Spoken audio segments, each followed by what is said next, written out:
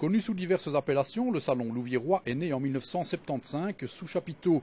Une autre date clé de son développement est l'année 2005 qui a vu un groupe de concessionnaires se rassembler et prendre en main une organisation qui n'a depuis cessé de croître. Le New Auto Expo est aujourd'hui très important pour le secteur. Oui, nous sommes solidaires et nous faisons tout notre possible pour que la région du centre sorte vainqueur malgré cette difficulté dans le domaine de l'automobile au niveau des ventes. Mais je dirais que l'Auto-Show nous aide particulièrement fort pour sortir de cette situation. Oui, donc c'est important de pérenniser un rendez-vous comme celui-ci dans le cadre de votre business. Oui, très important pour nous. Les marques ont trouvé au Louvre Expo un écrin digne de leur plus beau modèle, mais au-delà de la structure, l'innovation, la remise en question et la recherche de partenariats permettent également d'évoluer. Pour cette édition, le moniteur de l'automobile, la Bible du secteur, faisait partie des soutiens qui comptent. Et tout à fait, parce qu'en plus, quand le rédacteur en chef vient vers nous pour nous féliciter, nous dire, vous savez, vous ne devez pas rougir vis-à-vis du salon de Bruxelles, aujourd'hui chez vous, c'est un salon extraordinaire, digne de Bruxelles, ben, ça fait chaud au cœur. Sécurité routière et contrôle technique étaient aussi des nouveautés 2014, tout comme les motos présentes chez BMW et plus particulièrement encore chez Ducati qui présentait pas mal de modèles. Le responsable se montre ravi de sa première expérience louviéroise et de l'organisation en général. Ça s'est très bien passé sur le fait qu'on a eu beaucoup de demandes au niveau renseignement. On a fait passer le message aux gens que nous sommes toujours présents pour eux.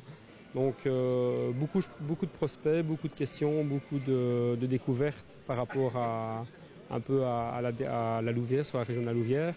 Je dirais que c'est une expérience très positive actuellement. C'est quelque chose de très haut de gamme, c'est quelque chose de très bien agencé, très bien organisé. C'est encore rare de voir ça de nos jours dans des petites régions comme les nôtres. Est-ce qu'il y a un regain pour la moto? On en parle peut-être de plus en plus parce qu'il y a beaucoup de bouchons dans nos villes, donc c'est un moyen alternatif. Bien sûr, tout à fait. En dehors que notre image de marque reflète un peu l'image un peu sportivité, oui.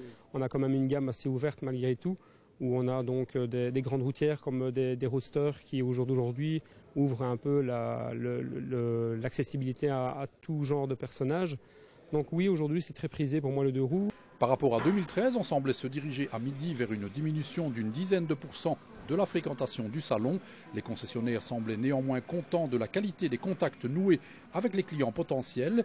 Des ventes ont été réalisées et des offres émises à concrétiser éventuellement aux mêmes conditions, soit ce soir avant 20 h, soit dans les prochains jours.